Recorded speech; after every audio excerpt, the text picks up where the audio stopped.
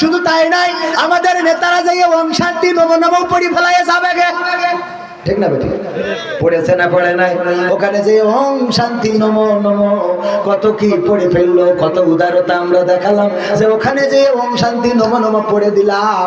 এরপরেও যখন দাদার দেশে অপপ্রচার হয়, এরা সাংবাদিক না, এরা মূলত অর্থেই হলো সাংবাদিক নামের কুলাঙ্গার। এই দেশ স্বাধীন করেছি রক্ত দিয়ে। আগামীকাল বিজয় দিবস 16ই ডিসেম্বর। আমাদের ভাইয়েরা রক্ত দিল, জীবন দিল, শহীদ হলো। লাখে লাখে শহীদ হয়ে রক্ত দিয়ে আমার মা বোনেরা ইজ্জত হারিয়ে একটা স্বাধীন সার্বভৌম বাংলাদেশ এনেছে।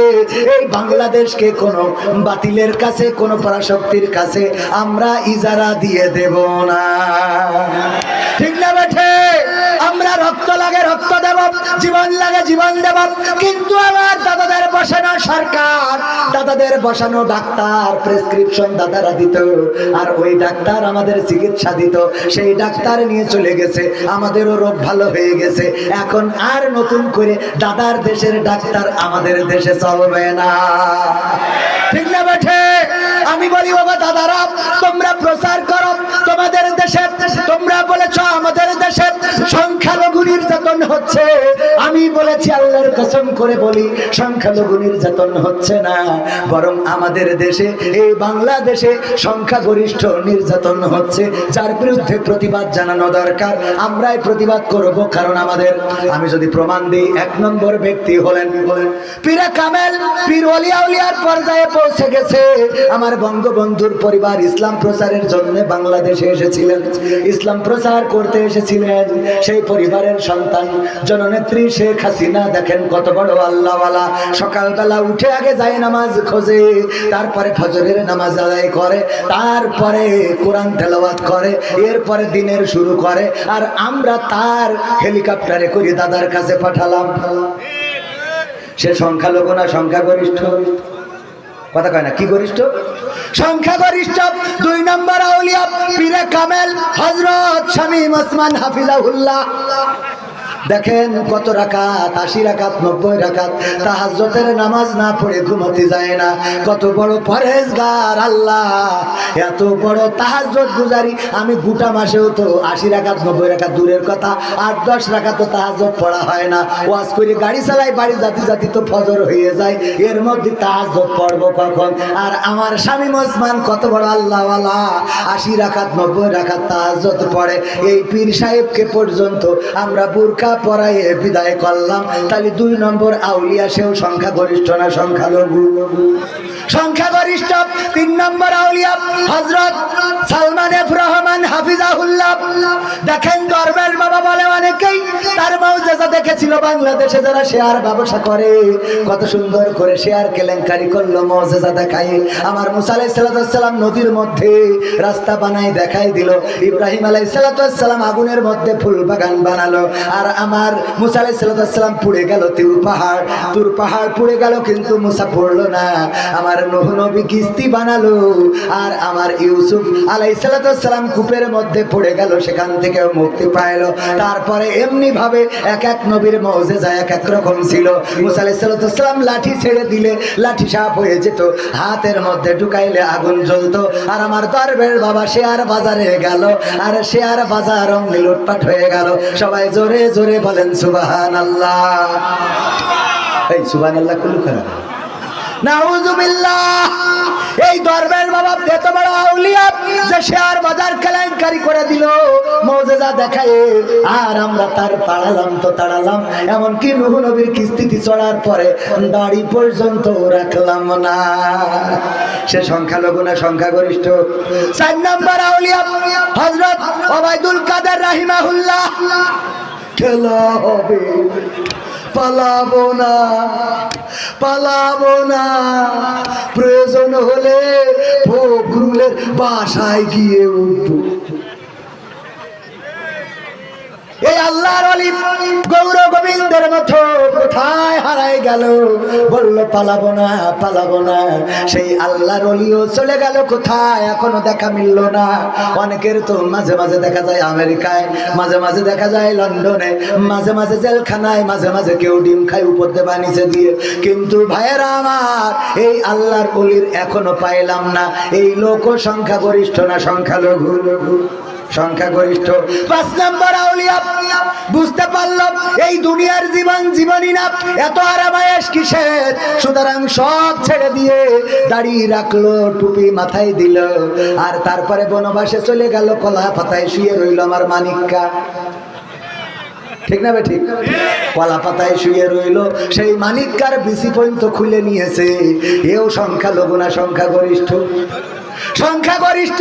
পিসি বলতো নেই, তোকে তো খালি আগা কাটার ভয়, আর এর তো ডাইরেক্ট মেশিনই তো নষ্ট করতে। ঠিক না বেঠে? ও গো আমার ভাইয়েরা, এই লোকটাও সংখ্যালঘু না সংখ্যাগরিষ্ঠ? সংখ্যাগরিষ্ঠ। তারপরে ইনু মেনন কত বড় পরহেজগার। দেখেন আল্লাহর মানত না, বামপন্থী দল করে। সেই লোকগুলো একবার সাদা কাপড়ের কাপড় পরে একবার বা 2-5 বার গিয়েছে মক্কায়, মক্কা মদিনা তাওয়াফ করে এসেছে, রাসূলের রওজায় সালাম দিয়ে এসেছে। এই ইনু মেননেরও আমরা ধরে রাখিছি।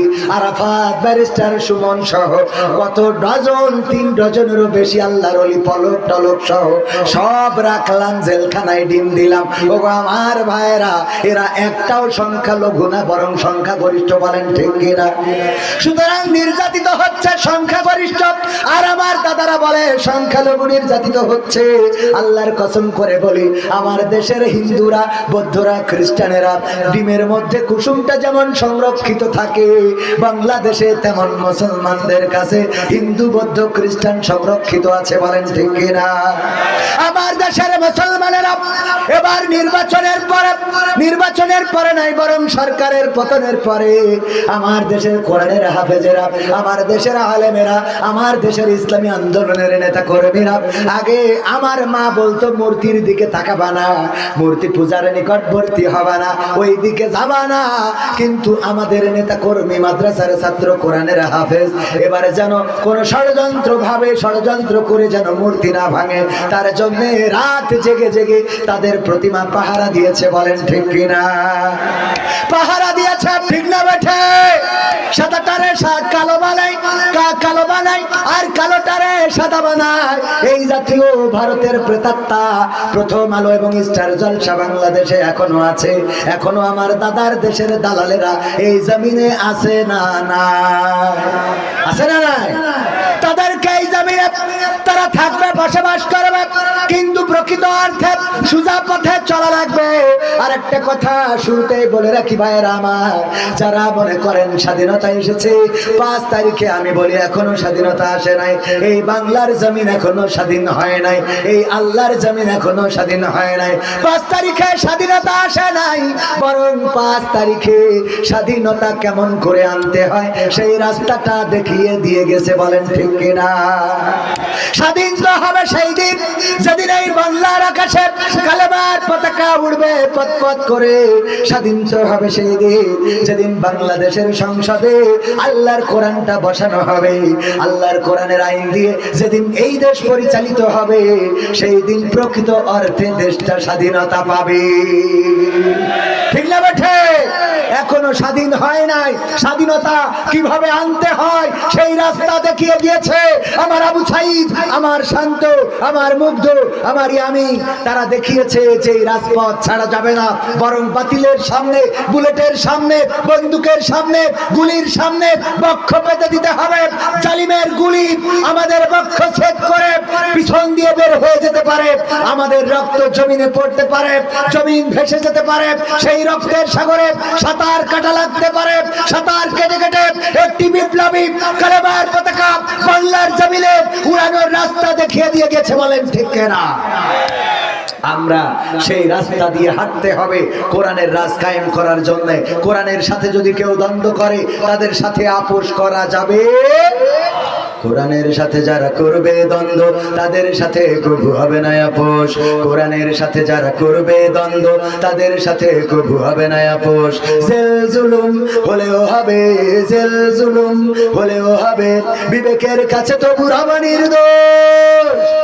আমার রবের কাছে রব নির্দোষ, মহান প্রভুর কাছে রব নির্দোষ। কোরআনের সাথে যারা করবে দ্বন্দ্ব তাদের সাথে কবু হবে না। বলেন, কোরআনের কথা যারা বলে যায় আজ তাদের দমাতে কত ফন্দি, কাউকে ধরে নিয়ে দিয়েছে ফাঁসি, কাউকে রেখেছিল বন্দি। ঠিক না বেঠে? কোরআনের কথা যারা বলে যায় আজ তাদের দমাতে কত ফন্দি, কাউকে ধরে নিয়ে দিয়েছে ফাঁসি, কাউকে রেখেছিল বন্দি। হক কথা বললেই জ্বলে যায় গা, কোরআনের কথা সইতে পারে না। হক কথা বললেই জ্বলে যায় গা, কোরআনের কথা সইতে পারে না। জানি না তাদের আমাদের পরে কেন এত আক্রোশ। জেল জুলুম হলেও হবে, জেল জুলুম হলেও হবে, বিবেকের কাছে তবু রব নির্দোষ। আমার রবের কাছে রব নির্দোষ, মহান প্রভুর কাছে রব নির্দোষ। কোরআনের সাথে যারা করবে দ্বন্দ্ব তাদের সাথে কবু হবে না। কোরআনের কথা আজ বলতে গেলে আসছে বাধা কত ভাবে, কোরআন প্রেমিকেরা হাতে রেখে হাত সামনে এগিয়ে যাবে। দিনের কথা আজ বলতে গেলে আসছে বাধা কত ভাবে, কোরআন প্রেমিকেরা হাতে রেখে হাত সামনে এগিয়ে যাবে। হক কথা বলতে করি না কো ভাই, জীবনের বিনিময়ে আনবো বিজয়। হক কথা বলতে করি না কো ভাই, জীবনের বিনিময়ে আনবো বিজয়। বুকে আছে শক্তি, অন্তরে আছে সাহস। আছে জেল জুলুম হলেও হবে, জেল জুলুম হলেও হবে, বিবেকের কাছে তবু রব নির্দোষ। আমার রবের কাছে রব নির্দোষ, মহান প্রভুর কাছে রব নির্দোষ। কোরআনের সাথে যারা করবে দ্বন্দ্ব তাদের সাথে কবু হবে না।